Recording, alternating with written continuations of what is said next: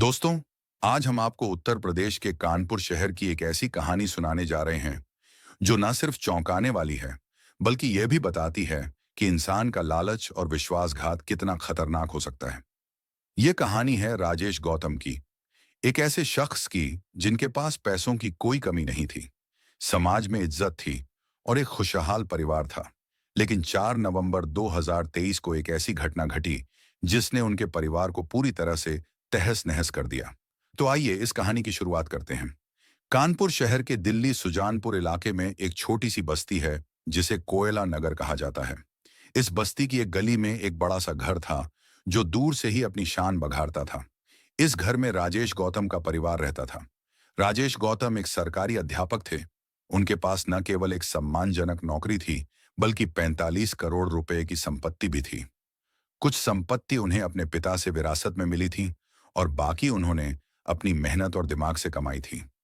राजेश की पत्नी उर्मिला और उनके 2 छोटे बेटे इस घर में उनके साथ रहते थे।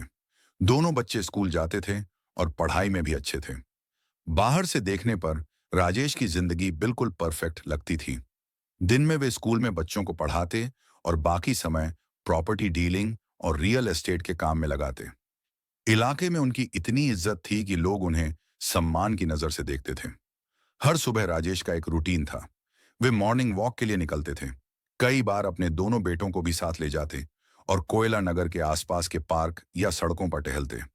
आसपास के लोग उनकी इस आदत से अच्छी तरह वाकिफ थे।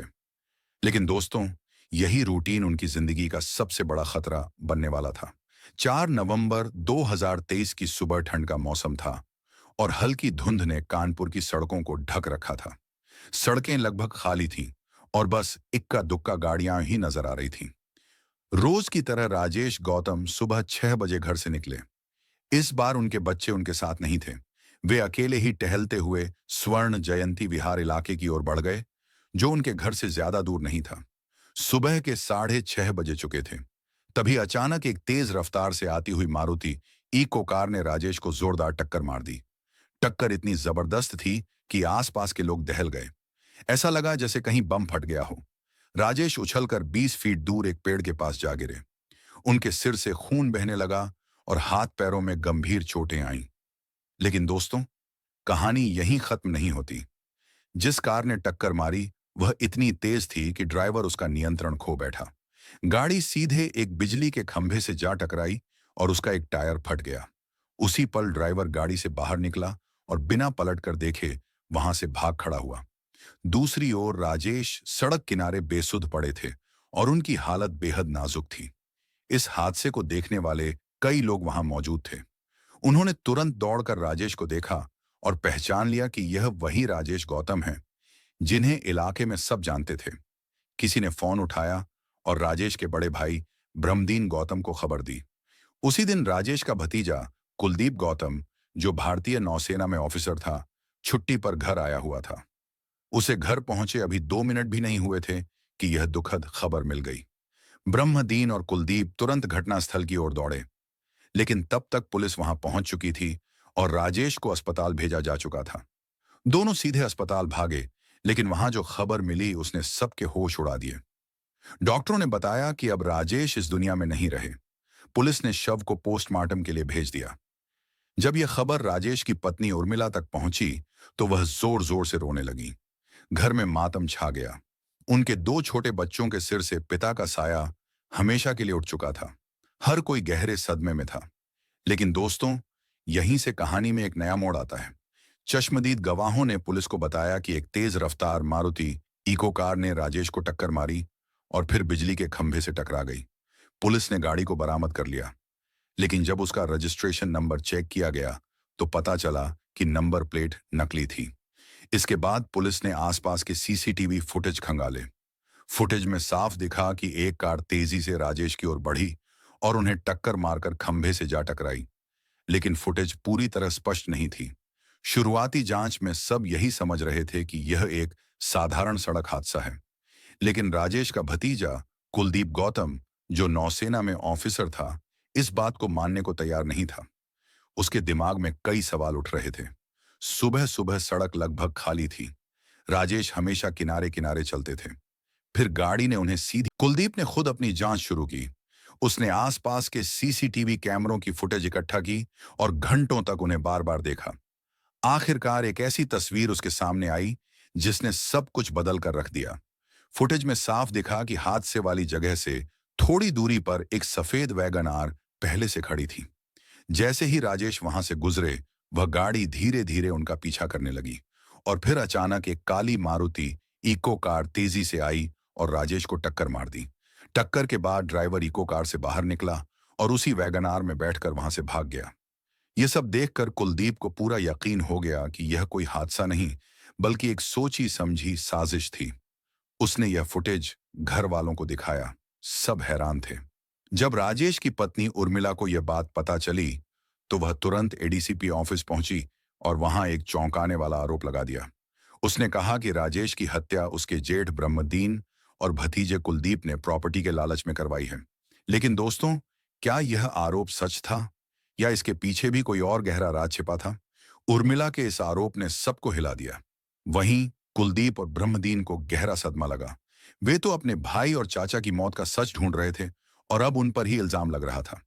इस बीच राजेश के कुछ पुराने दोस्त, जो जवाहर नवोदय स्कूल के बैचमेट थे और अब आईएएस, पीसीएस और आईपीएस जैसे बड़े पदों पर पहुंच चुके थे, इस मामले में सक्रिय हो गए। उन्होंने पुलिस पर दबाव बनाया कि इस केस की गहराई से जांच हो। पुलिस ने तुरंत 4 अलग-अलग टीमें बनाई और जांच शुरू कर दी। पुलिस ने 4 टीमें बनाई थीं। पहली टीम सीसीटीवी फुटेज खंगालने वाली, दूसरी टीम परिवार और रिश्तेदारों से पूछताछ करने वाली, तीसरी टीम कॉल डिटेल्स और मोबाइल लोकेशन चेक करने वाली और चौथी टीम हादसे में इस्तेमाल हुई गाड़ियों का पता लगाने वाली। जांच जैसे जैसे आगे बढ़ी, वैसे वैसे कई चौंकाने वाले खुलासे होने लगे। पुलिस को पता चला कि मारुति इको कार कल्याणपुर में रजिस्टर्ड थी और उस पर लगी नंबर प्लेट नकली थी। दूसरी गाड़ी यानी वैगन आर भी कानपुर की ही थी। पुलिस ने सभी वैगन आर मालिकों की लिस्ट निकाली और एक एक से पूछताछ शुरू की। इसी बीच एक और सनसनीखेज जानकारी सामने आई। कुछ समय पहले राजेश की तबीयत अचानक बिगड़ गई थी। उन्हें अस्पताल में भर्ती करना पड़ा था और डॉक्टरों ने बताया था कि उनके शरीर में जहर पाया गया था। इलाज की वजह से उनकी जान तो बच गई थी, लेकिन अब पुलिस को शक हुआ कि शायद उनकी हत्या की साजिश पहले से ही चल रही थी। पुलिस ने पड़ोसियों से पूछताछ की तो एक और राज खुला। पड़ोसियों ने बताया कि राजेश के घर पर एक ठेकेदार शैलेंद्र सोनकर का अक्सर आना जाना रहता था। खास बात यह थी कि वह ज्यादातर तब आता था जब राजेश घर पर नहीं होते थे। कई बार तो वह घंटों तक घर में रुकता था। पुलिस का शक अब सीधे उर्मिला और शैलेंद्र पर गया। जब उर्मिला के कॉल रिकॉर्ड्स और लोकेशन हिस्ट्री चेक की गई, तो सामने आया कि वो और शैलेंद्र लंबे समय से एक दूसरे से लगातार बात कर रहे थे। न सिर्फ कॉल्स, बल्कि व्हाट्सएप चैट्स और वीडियो कॉल्स भी होती थीं। राजेश के बड़े बेटे ने भी पुलिस को बताया कि उसकी मां अक्सर एक अंकल से वीडियो कॉल पर बात करती थी। कई बार वह अंकल कपड़े तक उतार देता था। जांच अब तेज हो चुकी थी। पता चला कि शैलेंद्र सोनकर वही ठेकेदार था जो साल 2021 में राजेश के नए घर के निर्माण में शामिल था। उसी दौरान उसका उर्मिला से मिलना जुलना शुरू हुआ। क्योंकि राजेश दिन भर स्कूल और प्रॉपर्टी डीलिंग में व्यस्त रहते थे, घर के सारे काम उर्मिला ही देखती थीं। यहीं से उर्मिला और शैलेंद्र की नजदीकियां बढ़ने लगीं। धीरे धीरे उनकी बातचीत फोन कॉल से व्हाट्सएप चैट्स और फिर वीडियो कॉल तक पहुंच गई। दोनों के बीच न सिर्फ प्यार पनपा, बल्कि शारीरिक संबंध भी बन गए। शुरुआत में राजेश को इसकी भनक नहीं थी, लेकिन जब पड़ोसियों ने शैलेंद्र के बार बार घर आने की बात बताई, तो राजेश को शक हुआ। उन्होंने शैलेंद्र को साफ मना कर दिया कि वह घर पर न आए। लेकिन उर्मिला और शैलेंद्र का रिश्ता अब इतना गहरा हो चुका था कि वह रुकने को तैयार ही नहीं थे। आखिरकार दोनों ने मिलकर फैसला किया कि राजेश को रास्ते से हटाना ही होगा, मगर वे यह भी चाहते थे कि हत्या को हादसा दिखाया जाए ताकि किसी को शक न हो। पहली कोशिश थी जहर देने की। उर्मिला ने राजेश के खाने में जहर मिलाया। उनकी तबीयत अचानक बिगड़ गई, लेकिन परिवार ने उन्हें तुरंत अस्पताल पहुंचा दिया और उनकी जान बच गई। जब यह प्लान फेल हुआ, तो उर्मिला और शैलेंद्र ने सुपारी किलर हायर करने की कोशिश की। उन्होंने 1.5 लाख रुपए में 2 लोगों को सुपारी दी, लेकिन वे लोग पैसे लेकर भाग गए। इसके बाद उर्मिला ने हाईवे पर ट्रक से हादसा करवाने का प्लान बनाया, लेकिन वह भी नाकाम हो गया। आखिरकार दोनों ने खुद ही हत्या का पूरा प्लान तैयार किया। उन्होंने एक पुरानी मारुति इको कार खरीदी, उस पर नकली नंबर प्लेट लगाई और एक वैगन आर का इंतजाम किया ताकि हादसे के बाद भाग सकें। शैलेंद्र ने अपने ममेरे भाई विकास सोनकर और एक ड्राइवर सुमित कठेरिया को भी इस साजिश में शामिल कर लिया। सुमित को 5 लाख रुपए की सुपारी दी गई और विकास को संपत्ति का लालच दिया गया। और फिर आया वो दिन, 4 नवंबर 2023। सुबह की ठंडी हवा और हल्की धुंध। राजेश गौतम रोज की तरह मॉर्निंग वॉक के लिए घर से निकले। उर्मिला ने सुनिश्चित किया कि उस दिन बच्चे उनके साथ न जाएं। उसने बड़े बेटे को पढ़ाई का बहाना बनाकर और छोटे बेटे को बीमारी का हवाला देकर घर पर रोक लिया। जब बड़ा बेटा फिर भी बाहर निकलने लगा तो उर्मिला ने उसे बाथरूम में बंद कर दिया और खुद दरवाजे को पकड़कर खड़ी रही ताकि वह बाहर न निकल सके। जैसे ही राजेश घर से निकले, उर्मिला ने शैलेंद्र को फोन करके खबर दे दी। सुमित कठेरिया मारुति इको कार में तैयार था और विकास सोनकर वैगन आर चला रहा था, जिसमें शैलेंद्र और उर्मिला भी मौजूद थे। ये लोग राजेश का पीछा कर रहे थे। सुमित ने अपनी गाड़ी को कुछ दूरी पर खड़ा किया ताकि टक्कर से पहले स्पीड पकड़ सके। जैसे ही राजेश स्वर्ण जयंती विहार के पास पहुंचे, सुमित ने तेज रफ्तार में कार दौड़ाई और उन्हें जोरदार टक्कर मार दी। टक्कर इतनी जबरदस्त थी कि गाड़ी खंभे से जा टकराई और उसका टायर फट गया। सुमित तुरंत गाड़ी से बाहर निकला, वैगन आर में बैठा और वहां से भाग गया। उधर उर्मिला घर वापस लौट चुकी थी ताकि किसी को शक न हो। लेकिन दोस्तों, इस साजिश का पर्दाफाश होने में ज्यादा वक्त नहीं लगा। पुलिस की गहन जांच ने आखिरकार पूरी साजिश को उजागर कर दिया। शैलेंद्र सोनकर, उर्मिला गौतम और विकास सोनकर को गिरफ्तार कर लिया गया। पूछताछ में उन्होंने सब कुछ कबूल कर लिया, जबकि सुमित कठेरिया अभी भी फरार था और पुलिस उसकी तलाश में जुटी हुई थी। जांच में यह भी सामने आया कि उर्मिला और शैलेंद्र का रिश्ता सिर्फ अब प्यार तक सीमित नहीं था। उर्मिला को राजेश की संपत्ति भी चाहिए थी, लेकिन अगर वह तलाक लेती तो पैसा उसके हाथ से निकल जाता। यही वजह थी कि उसने शैलेंद्र के साथ मिलकर अपने पति की हत्या की साजिश रची। इस हादसे ने राजेश के दोनों छोटे बच्चों को अनाथ कर दिया। उनकी मां जेल में थी और पिता अब इस दुनिया में नहीं थे।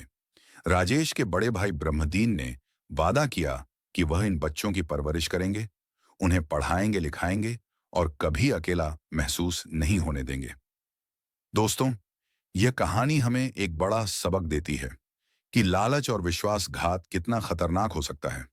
एक औरत जिसे अपने पति की इज्जत और प्यार की कदर करनी चाहिए थी, उसने सिर्फ पैसों और अपने प्रेमी के लिए अपने ही बच्चों का भविष्य दांव पर लगा दिया।